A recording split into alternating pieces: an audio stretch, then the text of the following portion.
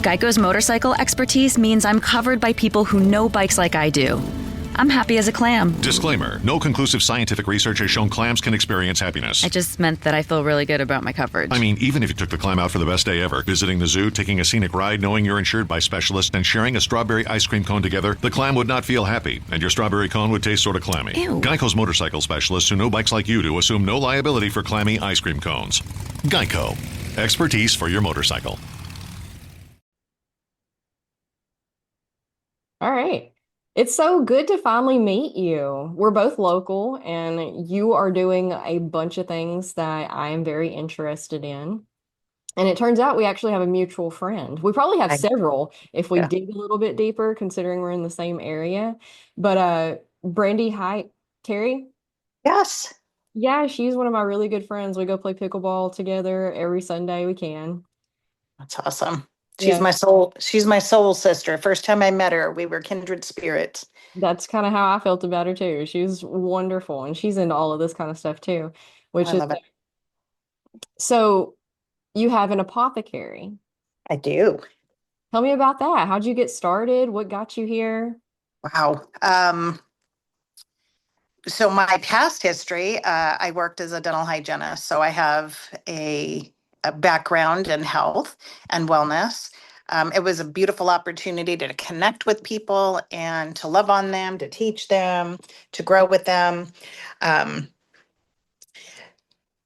and I lived in Arizona during that time. My family and I moved here to Alabama in 2021, January. And shortly thereafter, I created a little blueberry farm.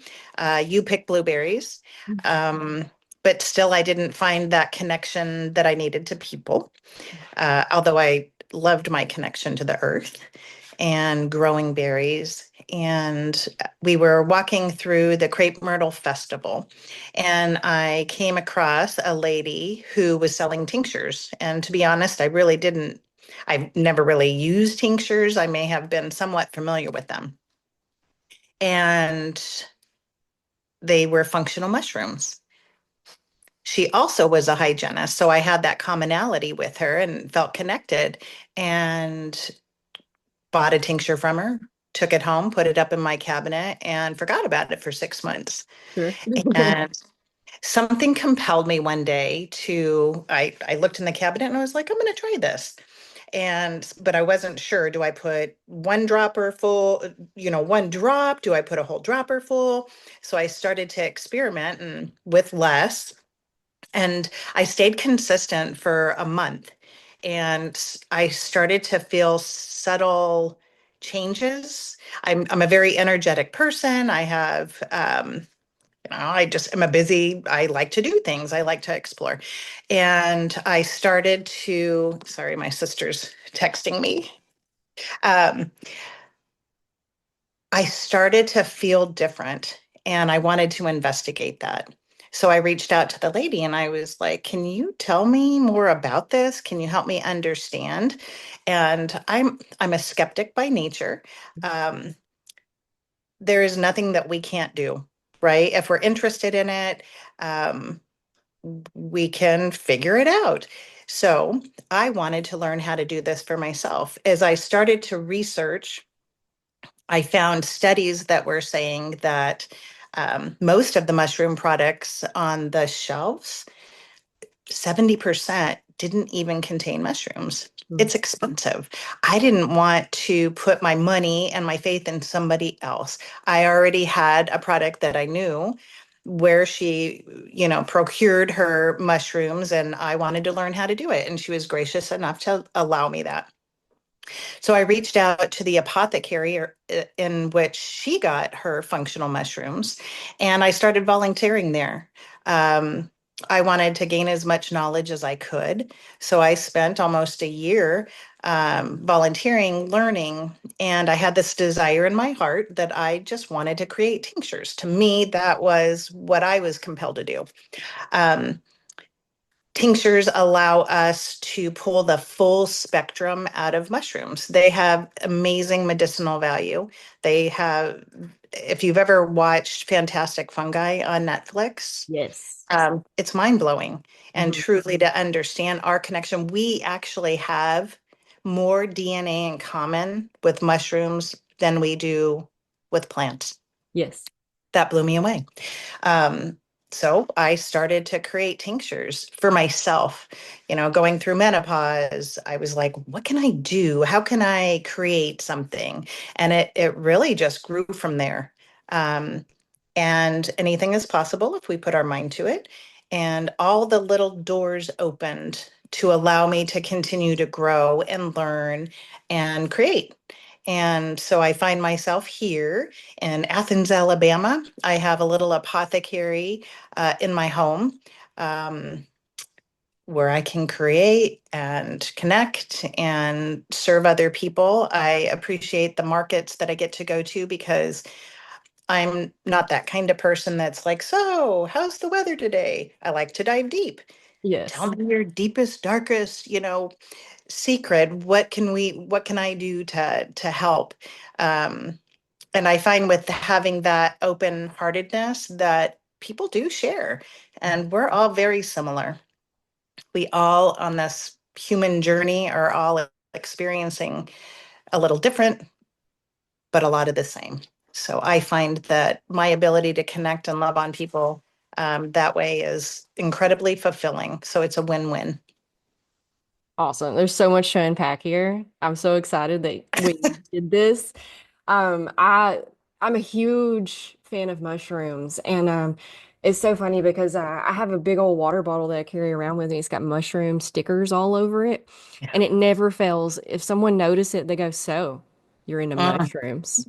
And I'm like, "Yeah, mushrooms." And they're like, "I don't know. I could never do drugs." And I'm like, "No, wait, wait." right. Yeah. They don't get it. So that's Yeah. always what people think of immediately. Um, do you grow your own mushrooms? I do not. I have, and nor do I forage them myself at this point in my journey. I am committed to only using high quality mushroom extracts. I purchase mushroom like lion's mane or reishi, whatever I can get from farmers markets, and I allow the growing part to the people that have a passion for that, that understand that it is very fickle and Uh-huh. there's a lot to it. So I Yeah. haven't dove in there, Yeah. not yet. I have a lot of people come because I'm so like mushrooms all over the place. I have people come to me and they're like asking me if I could they'll send me a picture of a mushroom that they found in their yard or something. And they'll be like, is this? And I'm like, I mean, okay, look, I Yeah, know enough about mushrooms to know that none of us know enough about mushrooms. Just don't. Like it's great if you want to. Yes, go study. That's not something that you can really learn from books and right. self-taught. You have to go study underneath someone. Are you familiar with Midway mushrooms? No. They're local. They're a Okay. local mushroom farm, and I say local. I think they're in Tennessee. So um, you kind of have to expand your horizon a little bit when you talk about some things locally. Little Athens, Alabama doesn't really locally technically have anything much, Yeah. but go out a little bit and you can find it. So I'm trying to get them on as well to talk about mushrooms. Okay. There is another gentleman that runs Ivy and Rain, um, and he grows mushrooms. That's who I get mine from in the farmer's market. Okay. And he's got a pretty cool system going. So yeah, I would check that out too. Thank you. I wrote that down and I absolutely will. Awesome. So you're originally from Arizona. Did you grow up there, born and raised? Born and raised. What Yep. brought you here? Well, COVID. I Oh, think COVID had so many blessings to it. I think it changed our way of thinking about our possibilities of what we could do. My husband works for Raytheon, and so he was able, let me step back. So during COVID, he had to work from home. like a Mhm. lot of people. And that got us thinking, huh, if we work from home, where do we want our home to be? And my oldest sister, and we're very, very close, lives in Sevierville, Tennessee. But we needed to be close enough to his work in case he did need to go to the office. So we kind of just found a place where we thought we would explore. And so many things are just divinely inspired. And we found this wonderful place and started planting roots. Awesome. That's kind of how it all came about. Has And it been a there hasn't been one day that I ever regretted moving here. The people are kind, the energy is wonderful. Um, I just have great experiences being here. well, It's great good. for the kids, yeah. Was it any kind of a culture shock? Because it's basically on the other side of the US from Arizona. Right. I think the way that I was brought up has a lot of commonalities to the culture here. So for me, I felt like a snug bug. I was like, I'm home. This feels wonderful. So no, I didn't feel like I had a culture shock. Well, good. Yeah, Um, your experience may have been a little bit different had you started out here like from the beginning. When it comes to natural remedies, yeah. when I started getting into natural remedies, the pushback I had from friends and family was just insane. Nobody Oh, trusts a plant. They want all the pills and the doctors. And yeah. I have it's the more you know, the more it feels like knowledge is a curse and you can't go back. You can't unlearn the things you're. Right. So now I'm unfortunately increasingly afraid of the healthcare system and don't want to go anywhere near it whatsoever. I had to do a survey every year. We have to my our insurance has this program where you get this a set amount of like it's a discount if you Mm, their little program and their little health thing. And so you have to like jump through all of these hoops every single year. And I absolutely hate it. And for example, yesterday, I've been ranting about this since I had to do the survey yesterday because they okay. want to see about your overall health, right? Okay. And because of the way I'm built, they think I'm obese. And I'm also high risk because I don't do preventative care. But I do preventative care. I do tons of preventative care. I'm grade A and because I saw when I was growing up, all of my grandparents were just living on handfuls of pills, surgery after surgery after surgery after surgery, always in the hospital. Someone was always dying, and we were having to stay at their house to take care of them around the clock. And I was so, and then I had a lot of health problems. Okay. I started passing out regularly when I was about 14, I think it was, and was diagnosed with hypoglycemia. And the only advice that I was ever given for it was, well, you just have to eat more. Okay. Well, it doesn't matter how much you eat if you're eating the wrong things. And then healthy eating, the only concept that anyone had of what healthy eating was a salad with fried chicken drenched in cheese and ranch dressing, like that's not Yep. exact. And it's just like, your basic no nutritional iceberg lettuce. It's not even like Yeah. spinach or arugula or anything with any kind of like Yeah. density to it. And so nothing got better. And so I lived my entire teenage years and early 20s. I was, I couldn't go outside because I couldn't get too hot. I couldn't do too much physical activity or I would pass out.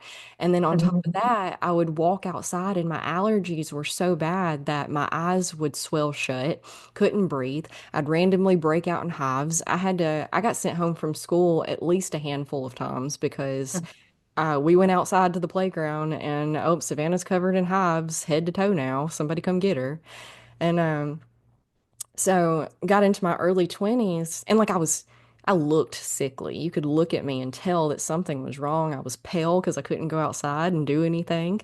Um, my weight wasn't great then at all. It's fine now. And that's why I've been ranting since yesterday about this thing Okay. I had to do because the BMI scale, we could go on about that Right. Yeah. because I'm short. And because I'm short is anyway. Um, then I got into my early 20s. I got married. We got pregnant with our first child, and then we lost him at 15 weeks. And that's when it really started like, what is going on here? People don't evolve to be this sickly. It's supposed to be survival of the fittest, right? Like, what is going on? Why is everybody in my life so sickly? So that's when I started diving into health and nutrition and just trying to find the answers to what was going on. And stumbled across a whole world of webinars is what I found, on the internet. So that I was introduced to the natural health world and personal development world through webinars online. And I just started binging them day in and day out. I was just listening to these things. And, you know, we think we know what healthy eating is until we actually start doing it. And so this I didn't realize that my diet was so bad because I was living off of ramen noodles and Hot Pockets and tortilla chips, and that was like the consistency of my diet right there. There was no fruits and vegetables.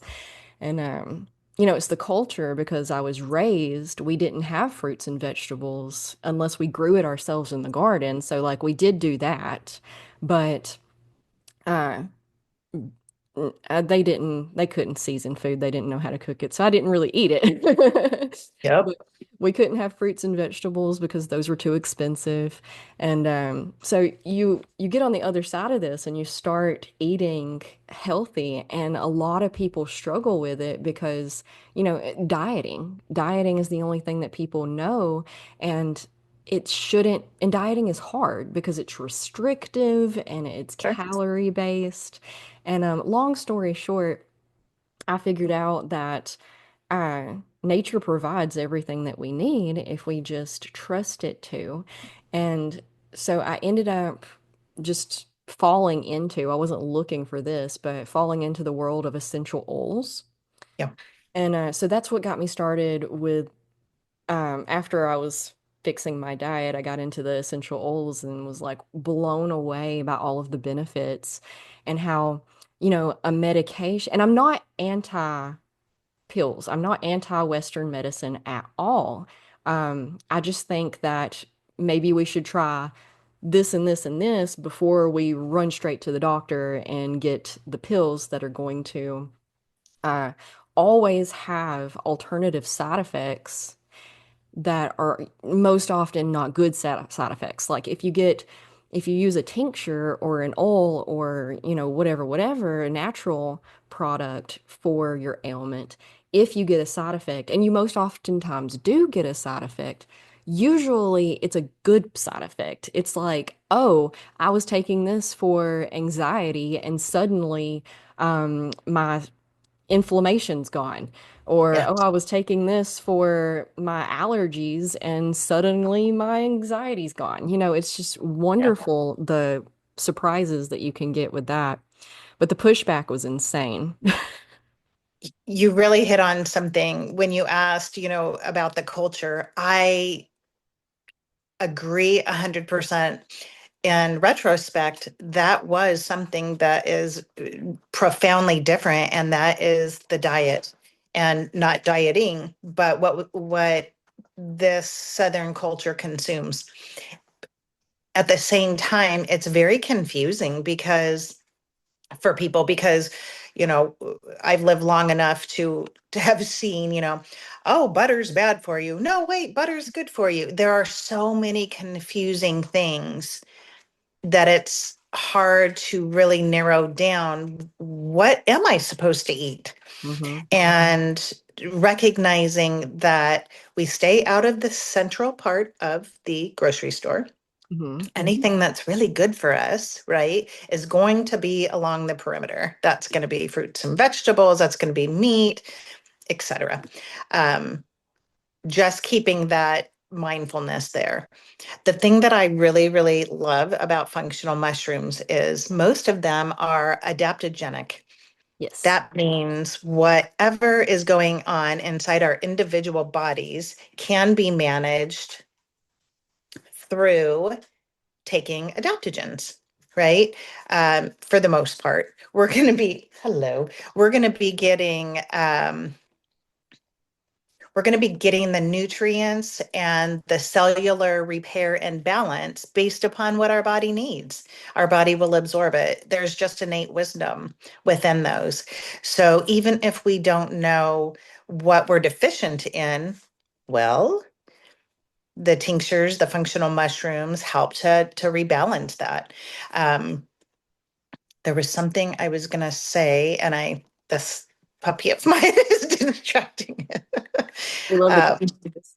yeah. Hey, by the way, these all of my dogs get mushrooms too, but not all mushrooms are good for dogs. Even the ones that are good for humans, some are can be toxic. So it's important to do our research.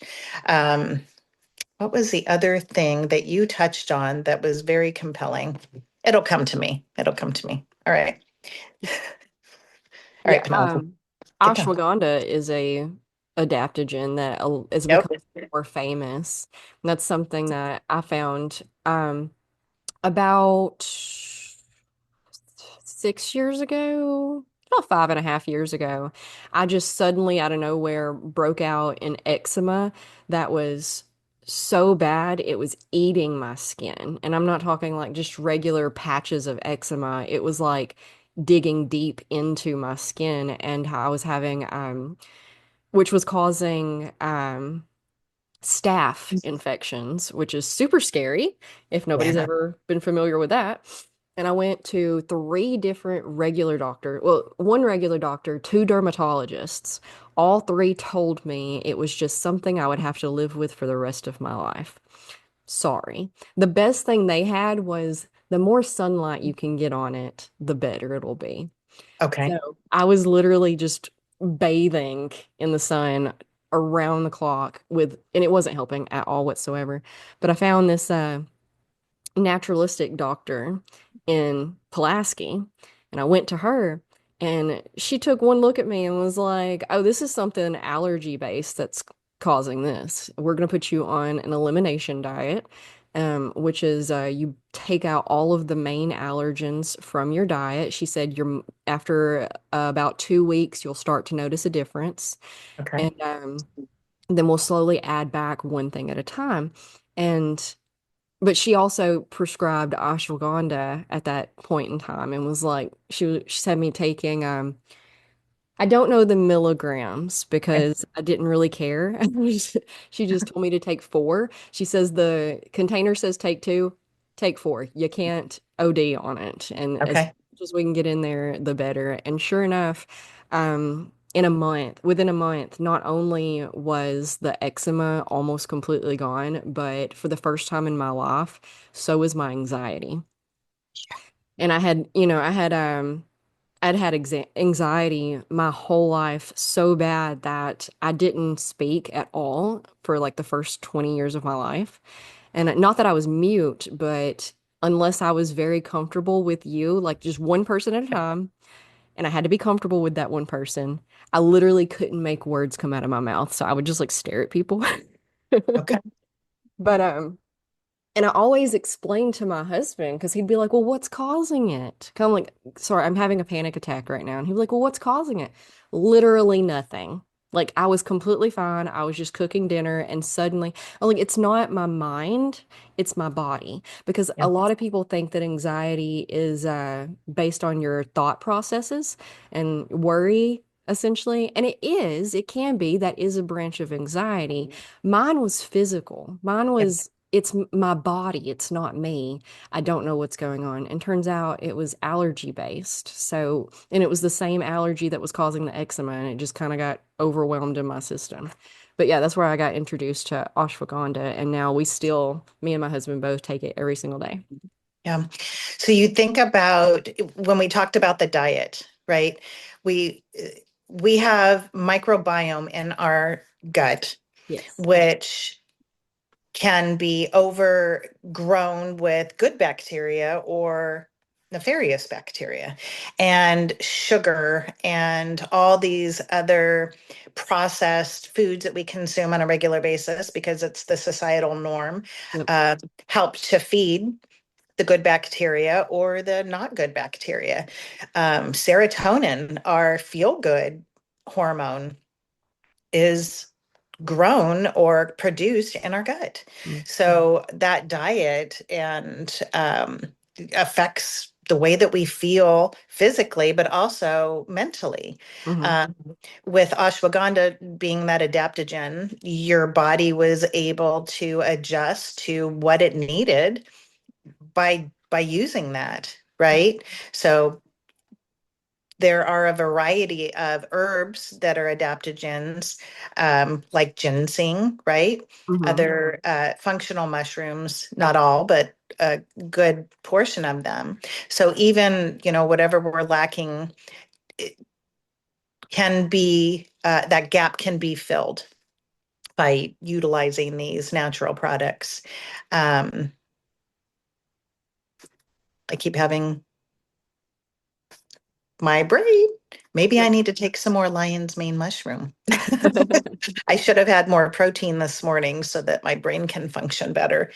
Um, anyway, Yeah, there's a whole class of people who are obsessed with mushrooms, and it's so sad that the ones that you get at the grocery store aren't really good for much anything.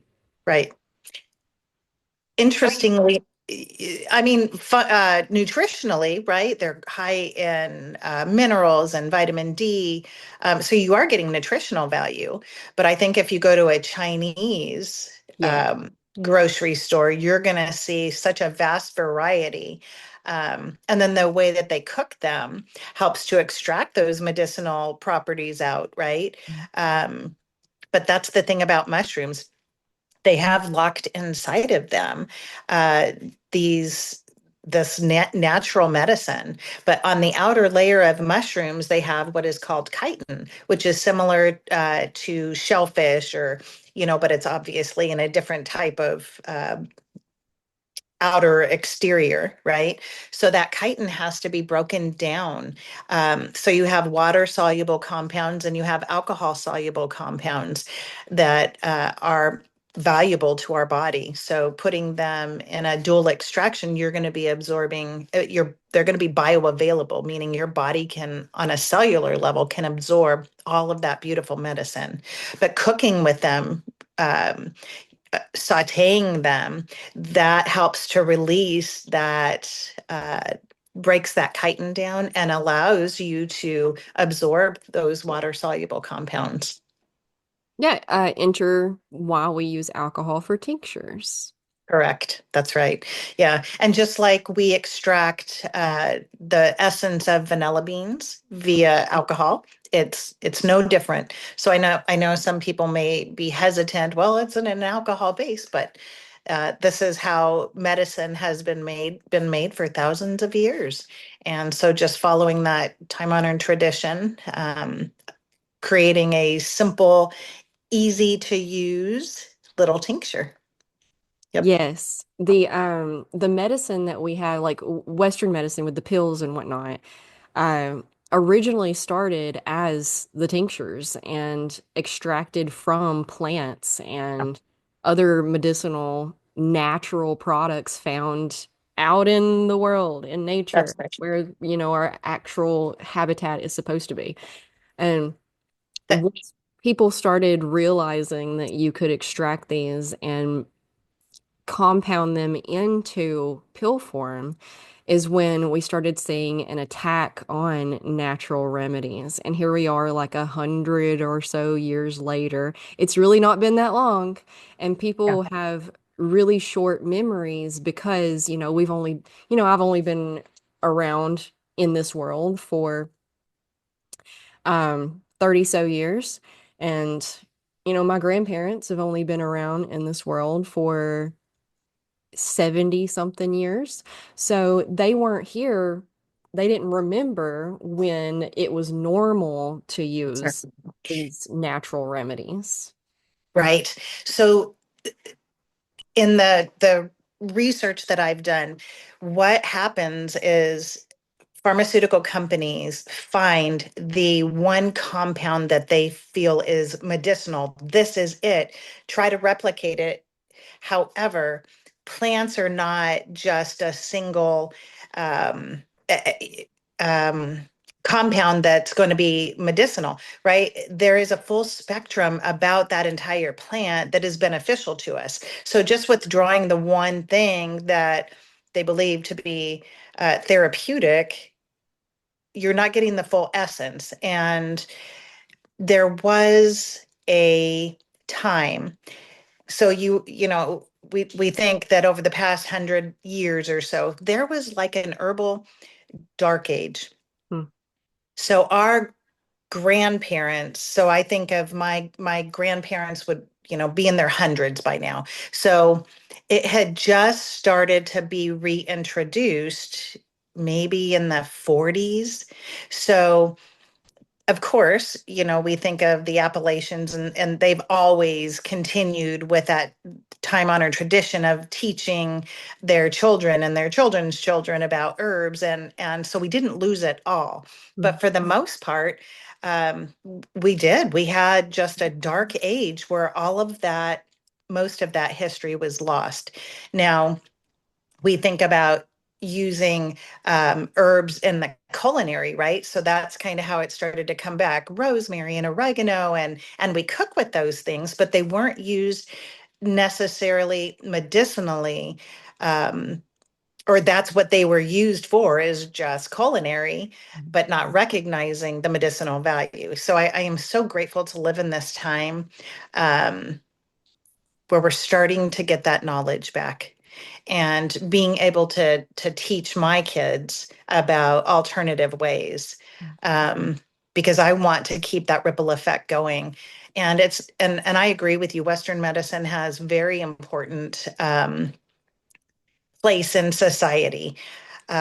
However, there has to be balance, and we have to eliminate fear. And I think that that was probably intentional, Mhm. right? The fear of mushrooms. Don't touch it. If it touches your skin, you're gonna die. That's that's not true. It has to go through the mucous membrane for you to absorb those toxins. And Mhm. yes, some are deadly. It is not something we need to mess around with, right? Sure. And even psychedelics have incredible therapeutic value. However, our love of mushrooms is, we're not advertising, right? uh, Psychedelics necessarily, but recognizing that not all mushrooms do have medicinal and therapeutic value for body and the mind. And psychedelics are being used now to treat people with severe depression, PTSD, but it needs to be in a setting that is guided and, you know, with a professional, because Yeah. it can alter your psyche. So, but we're not talking about those. We're truly just talking about withdrawing the medicinal compounds from functional mushrooms and allowing it to do the beautiful work inside our body. Yeah, there's good things and bad things across the board in all areas of every single thing Absolutely. in Absolutely. existence. Yes. So knowledge is power. Knowledge is power. I want to share one thing with you just about my own personal journey. Oh, When I started to feel some subtle differences going on in my body, I wanted something that was measurable, because to me, then I have proof, right, of what's happening. So um, for 10 years prior, I had what was called chronic leukopenia, meaning that my white blood cell count was virtually, nothing. Sent to an oncologist, don't have cancer, can't tell you why, you're really healthy. I don't really take any medications. Um, so I thought, well, won't that be interesting? So I After about 30 days, I got my labs done. 14 months later, I had my labs done again. And mind you, that was 10 years of chronic leukopenia. I was now 1/10% being back into the normal range of what Western medicine says is a healthy normal range for my immune system. That was important to me because I think that disease starts out very small. We don't notice it, but Hmm. there is a cascade of things that happens when our bodies are chronically out of balance. And being able to put into my body what it needed to repair itself to keep that continual breakdown, which is was going to trigger another thing, which was going to trigger another thing. And I think that that's where we find ourselves as a society. We go to the doctor because we're unwell. Hmm. Well, managing that symptom short term causes, like you said, other issues that then you need to take a pill for that, to take a pill for that. But if we think about taking care of ourselves and doing things preventatively, so although you're not doing what they say you need to do Traditional. for preventative, you do yoga, you meditate, you have a good diet, all of these things are going to have long-term effects for your mental health, your physical well-being, um, to where you won't become dependent upon covering up symptoms of disease. Let's get to the root of it. Let's put things into our body that are going to help our bodies to heal, to stay well, so that we have the energy to be able to love on others. And we all have gifts and talents. And if we're not well, we have a hard time sharing those. Yes, absolutely. I remember being really resentful to my grandmother when she was so sick because Mhm. I just, in my head, I was just replaying like how selfish it is not to take care of yourself. Because if you don't take care of yourself, Yeah, eventually your children are going to have to take care of you. And I saw the wear and tear it took on my dad when he was having to work 10 hours a day, 5 days a week, and then coming home, he has two small children. I say small children. Uh, I was a preteen, and then my sister's 5 years younger than me. So he had two kids that he had to take care of, a wife, and then on top of that, he was having to stay the night with his mother because yeah. she couldn't take care of herself. And I was just so resentful. And that was one of the things also that I was like, just it was in my head for when Hmm. I later on in life started figuring it out and was like, oh, okay, well, yes, eat more broccoli. Got it. Um, but pills, that's exactly what it's doing, is covering up symptoms. It's not healing anything. And doctors, we don't want to place blame on them. They're a product of their system as well. And we could really go deep into all of that and how the colleges get to decide what truth is and what they teach these doctors. And Sure. then bless their hearts, they go into it with good intentions, usually, not always. Nothing's 100% in any direction. But their hands are tied. They don't have the time to sit down with you and like, let's discuss your lifestyle. Let's discuss Sure. your stress levels. Let's discuss your exercise, your diet. What does your normal day-to-day food intake look like? How are you Mhm. sleeping? What about your uh, emotional connections, your relationships? How are those? Because all of these things play into your health. And That's right. most people don't realize how much of an impact stress and your mental state has on your physical state. Because, in Western culture, we want to section everything off. The mind is over here just floating in space and has nothing to do with your emotions. It has nothing to do with your physical body. And Sure. that's not true. It's all tied in together, which can be really overwhelming for people, especially like you grow up in this culture. This is all very, in Eastern culture, they'd be like, of course, duh. You go in there for a knee problem and you leave with a Yep. shoulder thing. And you're like, how does A equal B? And they're like, you're a whole body.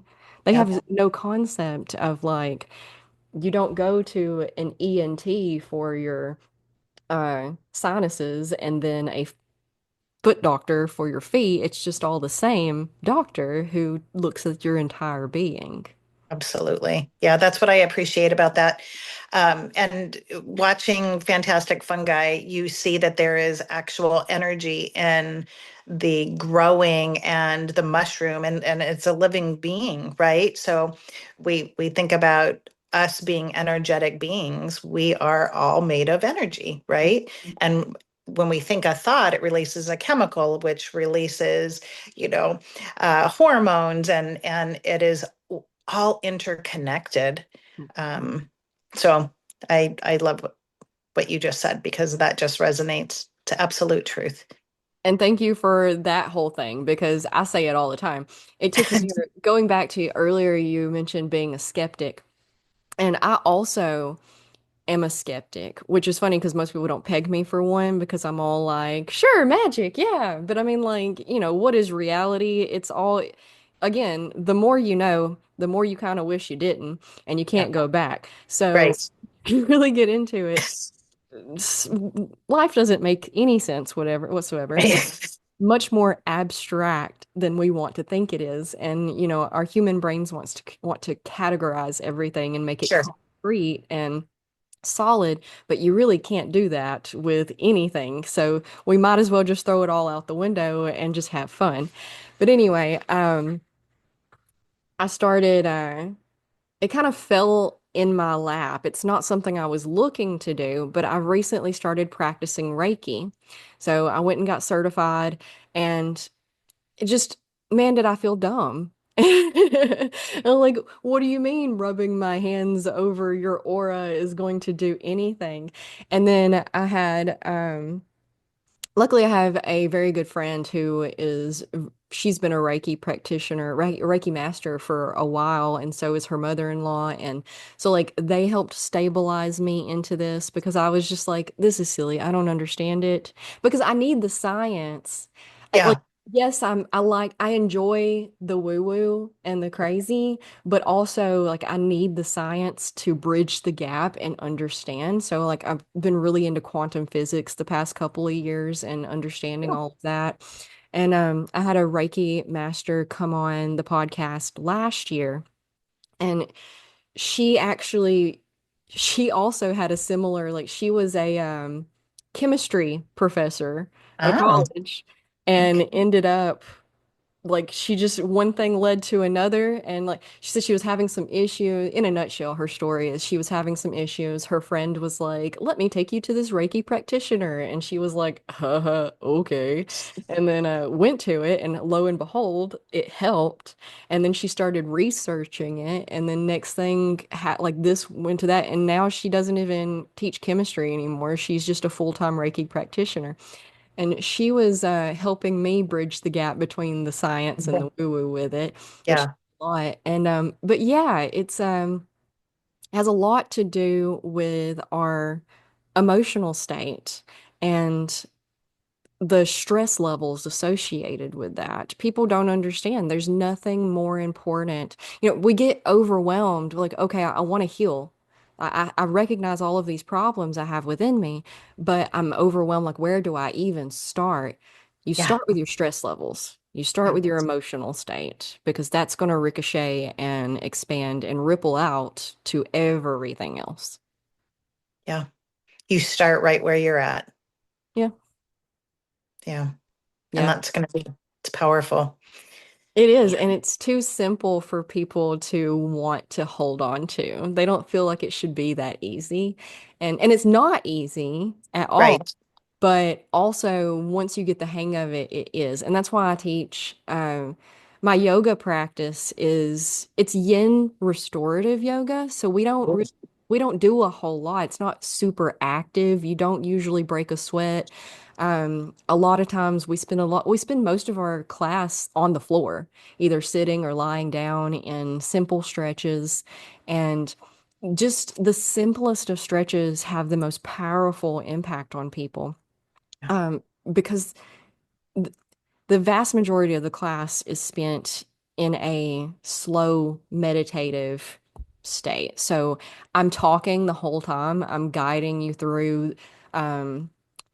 mental exercises and calming techniques and releasing, letting go. And it's once you get into it, you understand, you start seeing the patterns and whatnot, and it starts to unfold.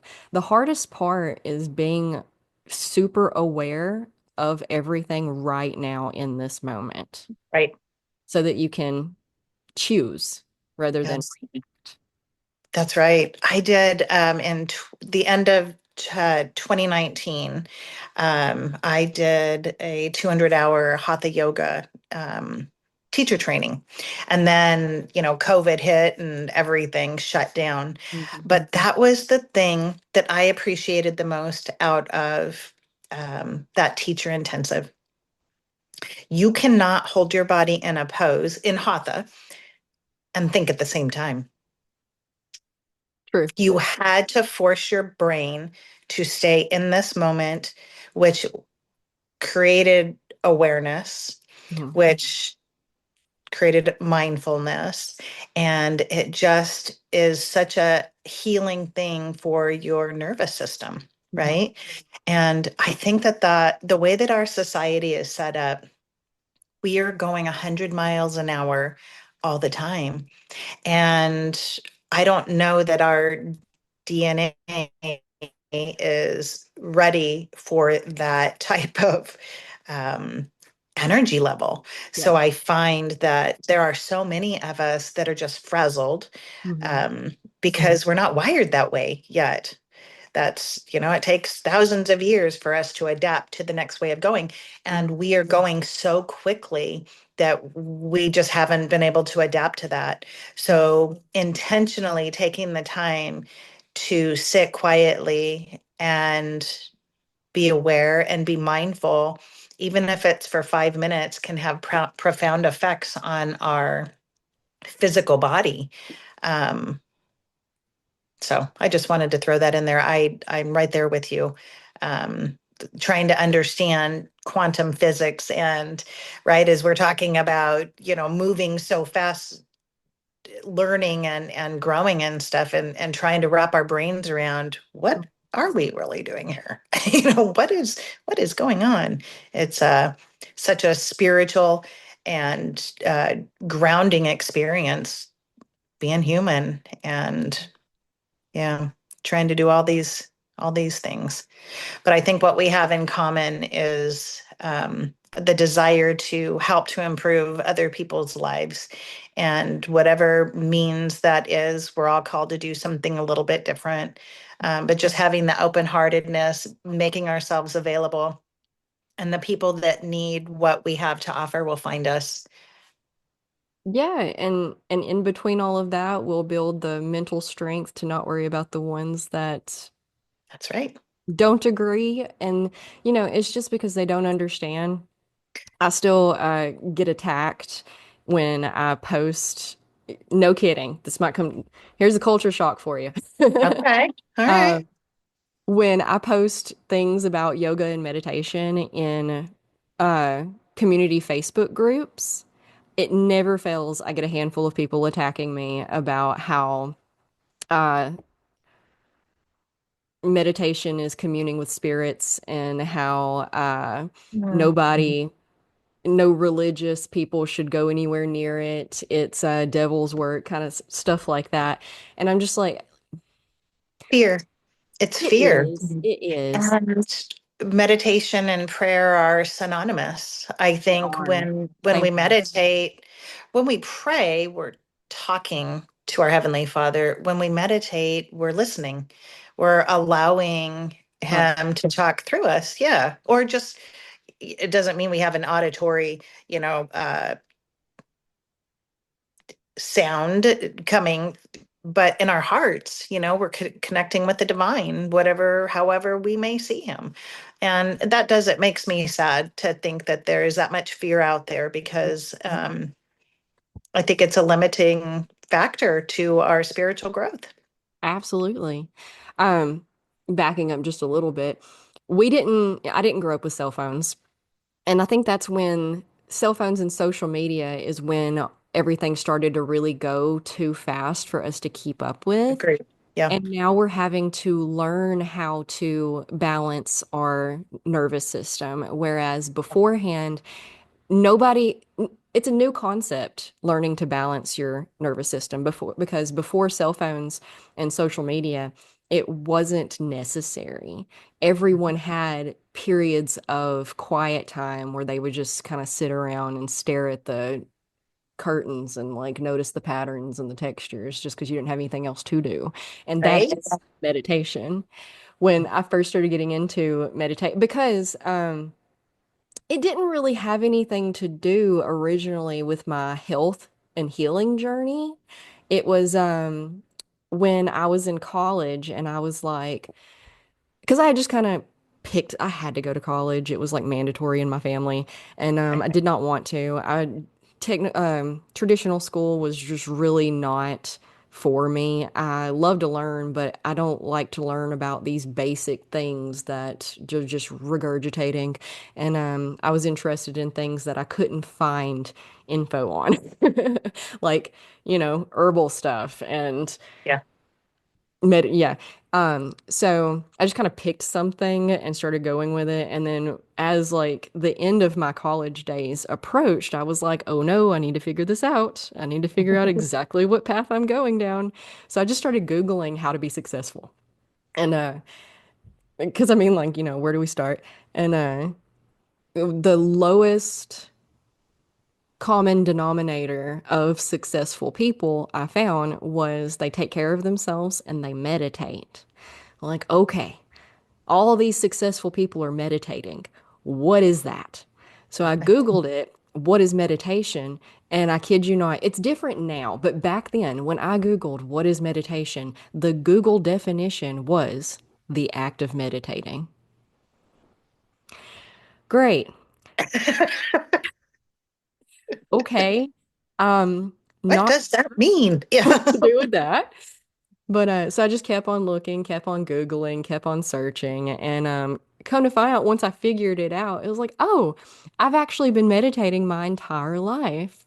When I was grounded and locked in my room and staring at my ceiling for 4 hours at a time, just playing in my head.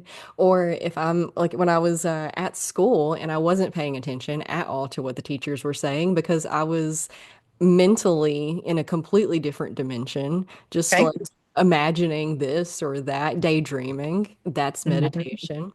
So, but people, not everybody notices that. Like a lot of people probably have a lot more tools to work with than what they realize they do. And it's just Okay. because you have to know the tool exists in order to put two and two together. And Yeah. then knowing that the tool exists and remembering to use it when you need it are also two completely different leaps in progress. Yeah. But ultimately, it always just comes back to being hyper aware of this moment, not the past, not the future. We spend most of our time living in either or, and almost never are we actually in the present. And when we're not, when we're thinking about what happened in the past, oftentimes it's something traumatic or problematic. And just thinking about it brings those emotions up, which creates the stress response in your body all over again, as if it's happening Right. again now. So you're just re traumatizing yourself over and over again.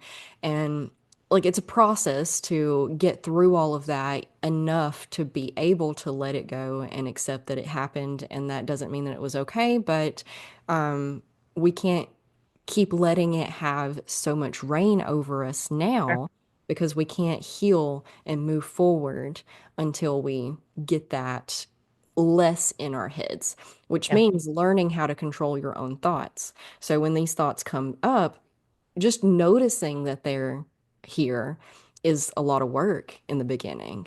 And then you start quicker and quicker realizing, oh, I'm 30 years ago. I'm living 15 years ago right now.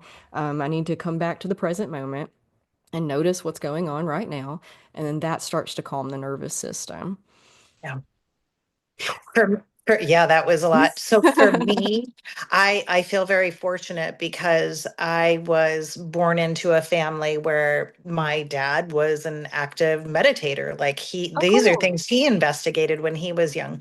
So to me, I was able to see it. I was able to emulate that and use it however I needed to. But I would find that when we would start, I would think of my brain as being on a hamster wheel. It's like all of a sudden is such a familiar pattern, jump right in there and just go, go, go, go, go. And they'll be like, whoa, hey, wait, you're on the hamster wheel. And so I would create a word. Some people call it a mantra, but I would create a word to trick my brain. So it would be like, hey, look over there. And then I'd look over there and I would get off of that hamster wheel. And over time, it was just like, hey, look over there, or distract, right? Distract your Mhm. brain, which is in essence what you're saying, and observing, recognizing, and changing a pattern. But that truly allowed me to get out of modes of anxiety by recognizing, creating a word that distracted my brain. And over time, a whole nother pathway started to be created, right? So our brains are just all this wiring. So whatever we reinforce by, I think of, again, riding down a bicycle down a path. And when I want to change my thinking, I'm like, okay, I've got to take a right here. I know it's going to be rocky and weird, but the more I ride down that path, the more well and easier it's going to be to write it. And Mhm. eventually, hopefully, some weeds will grow up on this other one, and I don't want to go down that one anymore. And Mhm. truly, that has been incredibly therapeutic for me in my experience of trying to control my thoughts, the path of my thoughts, because trying to not think, or you know that it's impossible. That's just how our human brains are wired. So even when we do go into meditation, not to have the expectation of just sitting there, blank, doesn't work that way. Yeah. But it's just finding tenderness and compassion for ourselves and finding another loving pathway to go down, over and over and over again. Hmm. It's a strengthening. It's just like you That's strengthen right. muscle. No one likes planks or push-ups, and you can't really do one properly the first time you Right. try. But the more you do and the more you do, I actually, believe it or not, people are going to be shocked by this statement. You do eventually learn to like planks. Sure. Yeah, you get the dopamine, right, from just the strain of it. It's like your body goes, way to hang in there. Here's a reward. Yeah, With anything physically. Yeah. yeah, your body actually starts to hurt if you don't do them. It's like you have the urge to do it. It's like I have to move in Yeah. this way right here because, Yeah. use it or lose it, like with anything else. Sure. The your which is good when we're talking about it in the sense of rewiring your brain. You Yeah. want to lose some of those neural pathways. And that's when you know true healing has occurred, is when you completely forgot that the thing even happened in the first place, Yeah. which is a place that you can land if That's you right. keep strengthening other, when you realize that you're on that pathway, noticing it and then turning your attention towards a different pathway, something more helpful. And I Yeah. tell my students all the time, it doesn't even matter if it's true. It just matters if it's helpful or unhelpful. Like, we don't Yeah. want to label things as good or bad. Things just across the board simply exist. They just are. And then, but is it helpful or is it unhelpful? Right. That's all that matters. That's right. And truly, if you take it a step further, we wouldn't recognize or appreciate the good if we didn't have the inverse. Hmm. And the inverse is there for a reason. It is a measuring device, it is a motivator, it is what helps to keep that yin and yang, that balance. Um, so even when we are having difficult times, it has purpose, Hmm. right? It's for our growth. And instead of being resentful or giving up, we have to go in that moment, what is it that I need to learn? How can I grow from this? Hmm. Yeah, I've heard that some of the happiest people on the planet are those who are actually in places that have always known war, because every single day is a life or death, and you don't Wow. know how many, like tomorrow may be your last day or your loved one's last day. So literally every day is just a party. They're just super happy to be alive, and they don't have the stresses that we have trying to maintain this lifestyle that we've created for ourselves that really makes very little sense. But, and I've then, heard similar, yeah. yeah. People that live in poverty, it's like, well, what is happiness? What is joy? Hmm. I think it's a state of mind. I don't think it's an external thing. Look at the people that lived in Auschwitz, you know, and yeah, it's a state of mind. Yeah, growing up, because I've lived in the same 5 mile radius since I was born. So, and it's a very small town, so it's growing. It's growing a lot. So it's not like it used to, like used to for sure. Everybody knew everybody knew them, and so I've watched all these people grow up around me, and the people who had the best childhoods that were, right alongside my childhoods grew up to be some of the most dysfunctional people. And then vice versa, the people that I know that grew up alongside me who had the most traumatic childhoods are doing quite well for themselves now. And Mhm. so that's just something that people don't think about very often, is that you kind of need, they say in a personal development world or spiritual world, it kind of overlaps a lot of things, that the one of the best gifts your parents could give you is a terrible childhood. Adversity, right? Hmm. Yeah, it's the refiner's fire. It's a diamond with the pressure of, coal. It doesn't, it's not created without pressure and difficulty and heat and all those things. So that takes a little bit of pressure off as a parent, right? You don't Sure. have to be perfect, Nope. but you do have to allow your children to suffer a little bit.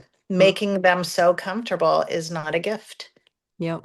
Which is so hard for so many of us, especially those Yes, who grew up like that. sure. It's our instinct to want to do better and be better for our own children. And Yeah. I don't know, maybe I can walk a fine line of balance with that. Same. That's what we can hope for, right? We Hmm. are human after all, and it is just our natural inclination to want to carry the burdens for our kids and make things easier. Because we suffer when they suffer. So it's in essence almost selfish, right? I want you to be comfortable because I want to be comfortable. But Hmm. yeah, How these many are children things do you I have? think about. 5. Oh, wow. Yeah, from 27, well, my son will be 28 in March, and our youngest is 12. We're a blended family. Okay.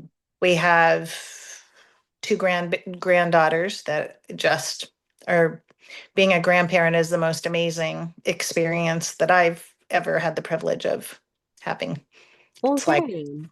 yeah, Yeah, it's there's awesome. nothing more powerful than the relationships in our lives. And a lot of people lose sight of that for sure. Yeah. And having adult children is a whole different dynamic, right? Of loving and guiding and still connecting. But I appreciate that about my own parents. We have fantastic relationships and talk about all the hard things, and they still guide me. And I feel really blessed in this life. That's the real generational wealth. Yeah, I think you're right on that. Yeah. Um, Going back to the fear and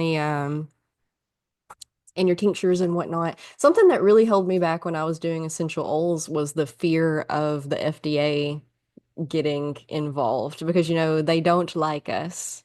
Okay.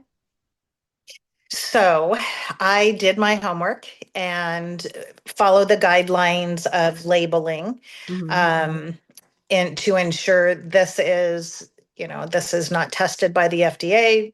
Talk with your doctor. We have to follow the parameters within the legal constraints. Hmm. However, I really try not to allow fear to limit, because fear is false evidence appearing real. It's not even, yeah. So let's just go. If I'm prompted and I'm doing this with love and intention to offer to those around me something that I know will benefit them, I will do it. I'm not doing anything nefarious. I do my research, I do my homework. And again, if I have something that you need, you'll find me. Right? It's like just like I needed to be introduced to the lady unexpectedly that set that ripple effect for me. I Hmm. believe in my heart that that's how this universe operates. I feel like we're guided by our Heavenly Father, by the universe, whatever it is that resonates and feels right to your heart. Yeah. I believe it's all the same. Hmm. And as long as we stay within that light and love, I think that we'll be directed. So I don't allow fear to limit, because I think all need we all need good nutrition. We Yeah. all need balanced bodies, because a balanced body is going to be a balanced mind, and mind is everything. Yeah, that's good that you never let fear hold you back. I definitely did. I definitely was terrified of the government and all of their restrictions. Okay. But once Okay. you get into it, like when I first started doing things, I went to a lawyer and I was like laid it all out for him. And he looked over it, read everything I had, and was like, "So, what's the issue? What do you need from me?" And I was like, I just want to make sure that I have all my ducks in a row. So, Yeah. just in case. And he was like, "Oh." He was like, the government makes everything seem really scary on purpose. Yeah. They want to keep you small. They want to keep you constrained Sure. because you're to control like that. He said, but don't worry, you can just figure it out as you go. And I was That's right. like, really? And it's that simple. And he was like, yeah, yeah. He said, a lot of people, he was like, this is the best legal advice I could give you. I said, okay. He said, most people spend a ton of money getting all of their ducks in a row Yeah. just for a business that makes zero money. And now they're in the hole and everything crashes and burns and nothing works out. Yeah. So build it from the ground up. He Yeah. said, right now, you don't have to worry because I live in the county and everything I did and do is service based. So in the service industry in the county, you don't need a business license. You don't even need a business license. Like it's bottom on the ground bar of entry. Okay. Like you don't have to do nothing but just start. Okay. And then once you get to a certain point, people will start entering your life that tell you what you need to do and how you need to do it. So, there's only so much that you can do your own taxes. So then you're going to need an accountant. And then you go to the accountant, and the accountant goes, "Oh, I see that you're doing this, this, and this. That's great. Do you have this and this?" And you go, "Oh no, was I supposed to?" And they go, we'll do it now. No big deal. Yes. Isn't it remarkable how things just unfold? And I've seen it so many times throughout my life that when I say I don't let fear hold me back now, Yeah. right? I would step through, be like, oh, I really don't want to do this. But I knew it wasn't because it wasn't something I shouldn't do. It was my brain saying, it's scary. Hmm. Don't do it. Don't do it. And then I have that rebellious nature. So I'm like, I'm going to do it anyway. And the more I did and just stepped through that fear and realized, oh, wait, that door just opened. And that just led me to here. Oh my gosh, right? It's like you just have to take the first step. Hmm. If you have the right intentions, if you are, um, the doors just open. And when the door is open, that's where you're supposed to be. And it's just been a beautiful thing. And I can see that it's been that way for you as well. It just gives you confidence and faith, and you feel supported. Hmm. You do. You just have to, that's what, a lot of us hold ourselves back from fear. And the best advice I can give you is to just tune into your heart and like, is it in the right place? Are you doing Right. it for the right reasons? Hmm. Then just trust that everything will work out because I mean, for the most part, nobody's going to be banging down your door. Yeah, we're such small fish. They don't have the time or the capacity or the bandwidth to worry about us. That's right. That's right.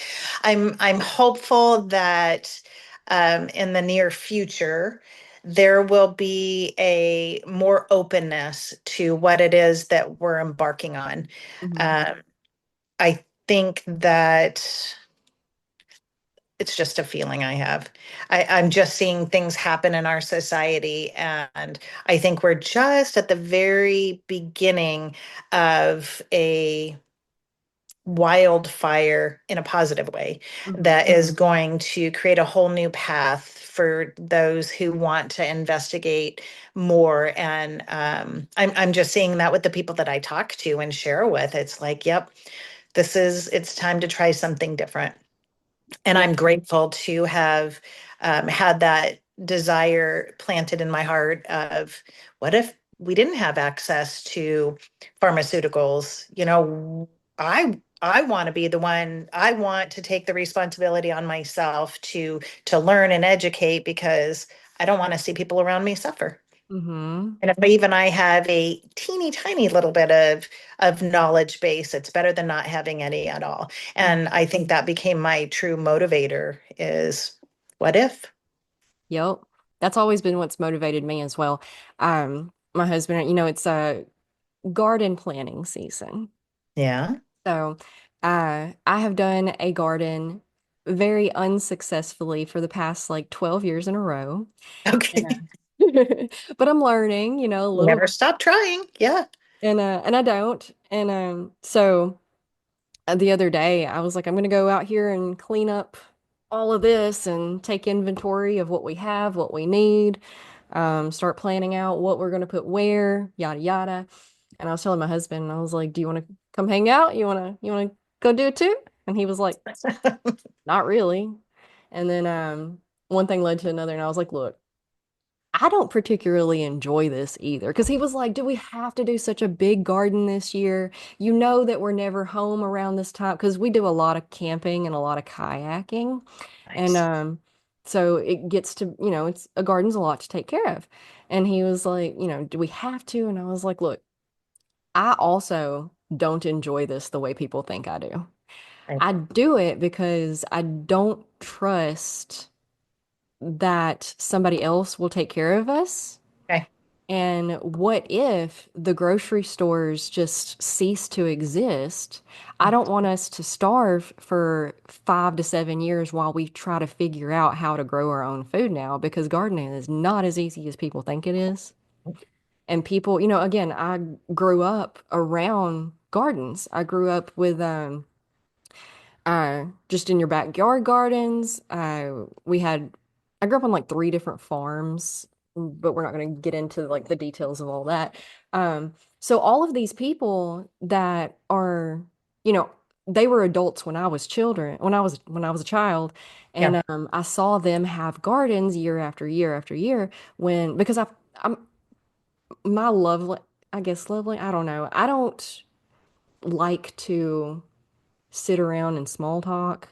I'm busy. There's like 1,002 things that I want to learn and Yeah. do. And I can't study if I'm just sitting here like on your couch staring at my phone. Like I can't do that. Yeah. So and that leads people to be like, "What are you doing all the time? Why don't you ever come see us?" And so I started posting on like Facebook stories and Instagram stories what I was doing.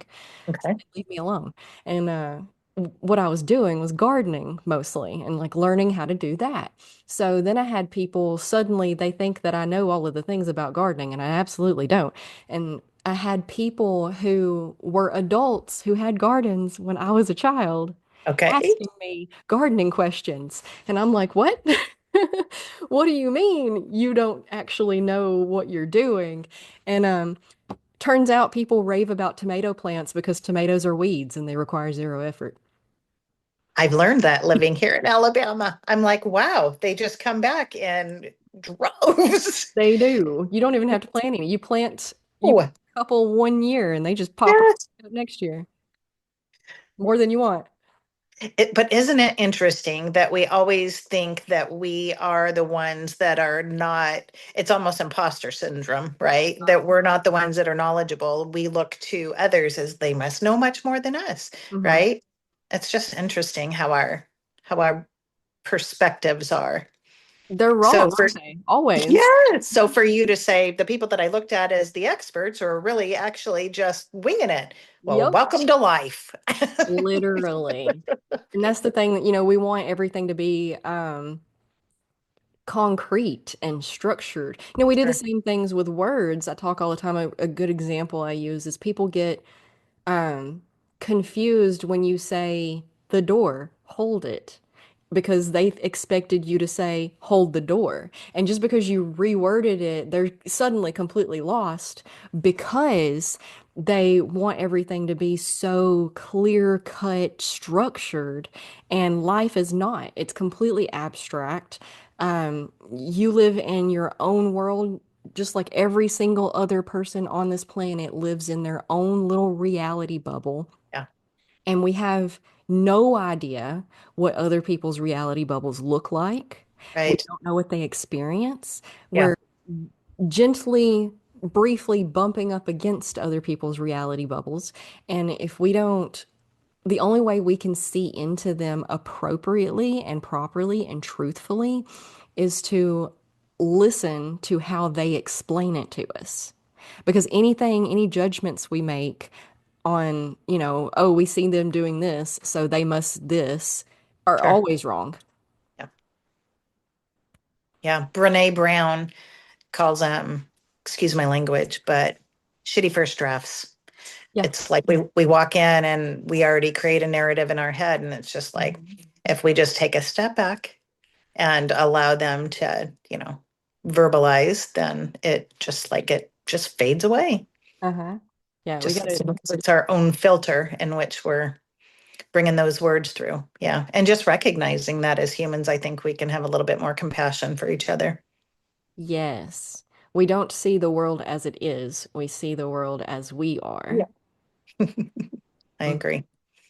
I Yeah, agree. and once we learn all of that, there's it's not a lot, but it feels like a lot because the culture is so way over here from where this is. Yeah. And but once you get over here, everything starts getting a lot simpler and you start to realize that being a person is a ride. It's a ride. Every single one of us are just like screaming internally as we're spinning around on this planet Yeah. that's hurling through space. So like that's exactly what it feels like when you think of it like in those Perspective. terms. Yeah. That's exactly how everyone is experiencing life. Everyone is winging it. Nobody knows what's going on. Most of us are doing the best that we have with what we have available. And that varies very drastically from person to person. But if you can understand that, then it opens up the doors to compassion and forgiveness and love and community. Because again, gardening is hard because it's not supposed to be a one person job. That's why I've had such problems with it uh, Yeah. throughout the years. It's not really even a two-person job. Like it can be, but even like to fully the extent of replacing your grocery store purchases with food, and then that requires um, learning how to garden in the fall, in the winter, and around the seasons, so that you're eating seasonally, naturally, instead of like it's not as hard as it had like as we've created it to be. So what I'm doing this year, because I know that we like to camp and we like to kayak, and no, I don't Yeah. want to. You know, I've decided to do a little co-op this year. So it's me and my reluctant husband who just kind of gets drug along for the ride, and three of our neighbors. And I've got us a group text going, and we talked about what we wanted to plant. I love that. Yes, I'm so excited about it. And so it's here at my house, and so I'm kind of like I gotta be the one that uh directs per se. But I got us all planned out, and then I'm just going to text them when things need to be done and like, hey, who's available tomorrow to come do this? Or, I thought start. it's such an awesome idea. Yes. Yes, it takes pressure off of you. You have a collaborative effort, not just physically, but mentally. And Yeah. um, man, that's wonderful. It's wonderful in so many different ways. Like, not only are we figuring out gardening more effectively, with less work, less pressure, but also we're building the community, we're building those Yeah, relationships because everybody is in a state of perpetual loneliness. We've forgotten how to connect to one another, like really connect. And a lot of us, you see a lot of overcompensation when it comes to trying to connect. And like I used to have that problem for sure. I would mhm, scare people away because I didn't know how to do anything mildly. It was like I'm a very 250% or nothing type of person. And when you only have a couple of people in your life, 250% is way too much yeah, for any person to handle. So you kind of got to like, you have to have that community to spread, because we're all like yeah, that. All of us are too much for one person or even two people. So we need the community so that, if um, Aunt Marge doesn't feel like talking today. She's just like, I just need some downtime, please. Like, we don't take it personally. We go, okay, do you need anything? All right, well, I'm going to go talk to Lucy, and like, and you just yep, kind of bounce around until you find who's got what you need that day. And it's not personal because you yeah, understand nobody's 100% open and capable all of the time. But yeah.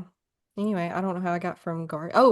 But yeah. So we're building yeah. community. Filling each other's need. Yeah. Yeah. Wow, that was actually something that I needed to hear today. I've been asking for an answer and questioning, and I'm like, how do I process this? And without knowing, you just gave me exactly what I needed. Awesome. I'm glad. Isn't that Thank it you. always works like that? Always. Yeah, these podcast episodes are more for me than they are anybody else. Like I'll always, and it's almost never during the conversation. It'll be later when I'm editing that I'm like, oh, I needed to hear all of this. That fixes that, and that solves that. And Yeah. yeah. Wow. But That was what awesome. the other day when when I told my husband I was like I'm going to go out here and clean up and take inventory and see what we got to work with, see what we need to get. He didn't. He was busy doing other things, so I texted the co-op group and I was like, "Hey, I know it's short notice, but Yeah. if anybody is available and not doing anything, this is what I'm doing right now." One of them Nice. was like, "I'll head right over." I said, "Awesome." So they came over and we got done in a single hour what would have historically took me at least four. It's, Outstanding. and I mean, gardens, when done correctly, produce way more than one family can do Yep. with anyway. So, Especially with tomatoes especially with in tomato. Alabama. Yes. Thank We goodness for chickens. we used to have chickens. We don't anymore. We got chickens not by our own choice. We had, our son was he's very play in the dirt boy. And he was all sorts of into farming when he was like 2. So my parents were like, for his birthday, here you go. We got him 4 chickens. Are you kidding me? You got my 2-year-old 4 chickens Oh, that's awesome. for me to take care of at my Right. house.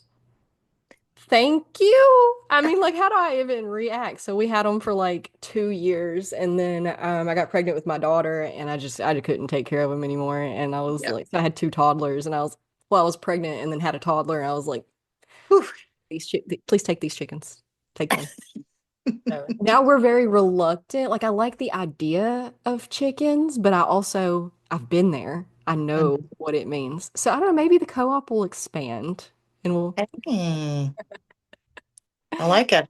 Yeah, I think you're onto something. We need to go back to that. we do. I saw this thing on it was like a Facebook meme or something one time. It was a guy talking about how expensive lawnmowers were.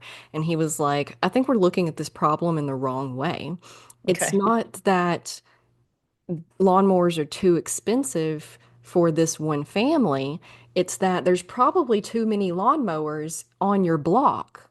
So if Okay. everybody pitched in like $20 and bought one lawnmower, and then Yes. everybody just took turns with the lawnmower, and that's the thing is that we used to live in collaborative villages, and then, I could take up a whole lot more of your time explaining how we went from collaborative villages to where we are now and how we need to move back towards the collaborative villages for our physical health, our mental health, our emotional health, our community relationship, loneliness problems, like all of the things, if we would just learn how to work together a little bit more. Well, I think that there is a pendulum that will swing to extremes, and I think we're heading back to that. I think that nature is helping to rectify that. And I think there are things that are happening within this planet that are helping us to see that. I agree It completely. takes time It and does. patience, but those of us do the work, right? We can Individual. help. And each one individually, each one of us matters. Yeah, Yep. it does. A lot of people, so many people are living in fear, and I understand. I get it. I get where they're coming from. And I just keep telling them, got to make a mess to clean a mess. If I if like that. if your closet has been your catch-all, where you've been stuffing things for 5 years, you Yeah. got to pull everything out and destroy the bedroom before Yeah. you organize it, go through it, and put it back in an organized manner. Yeah. It's Wow. it's the rising of the phoenix. Yeah. Got to be optimistic.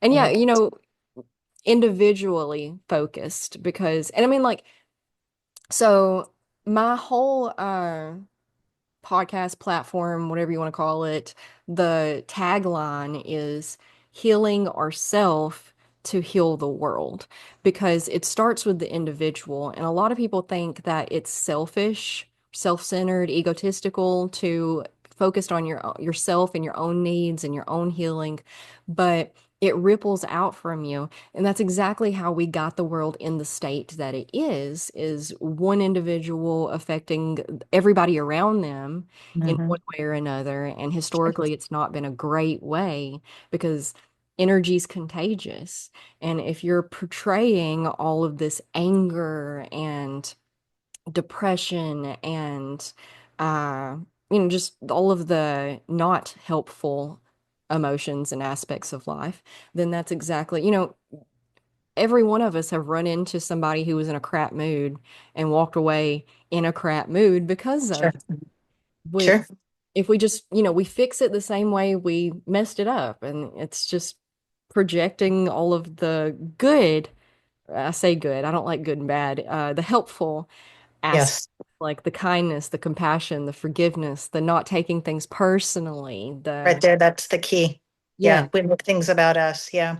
But think about when you're flying, they say you can't help your kid if you don't help yourself. So truly keeping yourself oxygenated and conscious is the only way you're going to help other people. Yep. Yep. Yeah. Because you can't show up as your best self if you're not taking care of your own needs. We can have all the best intentions in the world, but if we're not taking care of ourselves, we don't That's right. feel good. And if we don't feel Right. good, then we tend to be a little on the grumpy side, and our patience is shorter than it normally would. So then we might end up snapping or saying something that we didn't mean. And That's right. then, it just cascades from there. That's right. Yep. But this has been wonderful. I won't take up any more of your day. Oh, Thank you I've enjoyed it. for Thank you all. for having me. Thank you Yeah. for sharing space with me and talking through things I love to talk about. Yes, I've loved it, and we can absolutely do it again anytime you like if you have certain directions Same. to go. Okay. Okay. Absolutely. Maybe we could spend some time talking a little bit more about the specifics of the tinctures or Yeah, uh, anything. I'm businesses. We could do anything. We could. I think it would be a great time for us and everybody involved. Awesome. I So appreciate you. Thank you, Savannah. thank you. Tell people where they can find you. Your Oh, location. yes.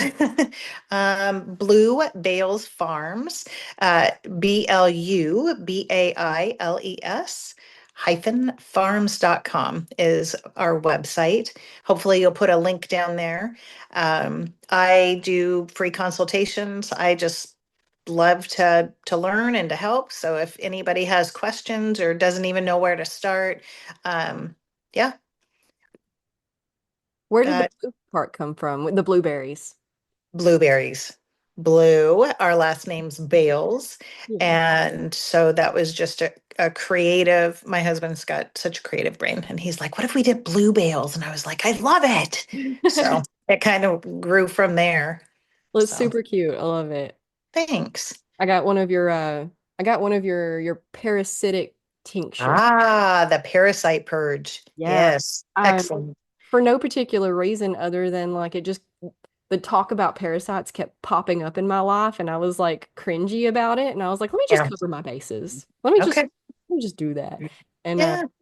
it is I've always prided myself in like I tell my kids all the time, they're like here, here's some uh cough medicine or whatever. And they're, oh, it doesn't taste good. And I'm like, I always tell them, medicine's not supposed to taste good. It's not candy. And Right. so I've always been able to like just whatever. And that's some stuff. I'm telling you what, that's some. You can taste the clove oil in there. It is, yeah, it's very pungent, but incredibly therapeutic. So that is one that I just don't put underneath my tongue. I'll put it in a little bit of water, and put it in my mouth, let it set for a short time. The beautiful thing about tinctures is they're absorbed right through the mucous membranes in our mouth, bypassing our digestive tract. So it immediately is absorbed into our cellular body or our blood system, ready to do its work. And boy, does it. Okay, cool. I've been putting it in juice, I found. Perfect. Makes it a Perfect. lot easier for me. Whatever medium, yeah, it's okay. And especially for the kids, right? It's going to be a little bit more palatable. Oh yeah, because I have a hard time getting them to take anything ever. Anything. Yeah. That's why I love the tinctures because you can hide it I in juice, or I'll even do it for my granddaughters. I put it in a little bit of chocolate milk and and they're like, we have our concoction, grandma. And it just make it fun, make it fun, make it taste a little bit better and they don't even know what they're getting. Yeah, here's your magic So potion. good for there you go. Yep. All about it. All right. Well, thank you so much. I'll let you go. I'll let everybody go. This has been great. Awesome. Thank you, Savannah.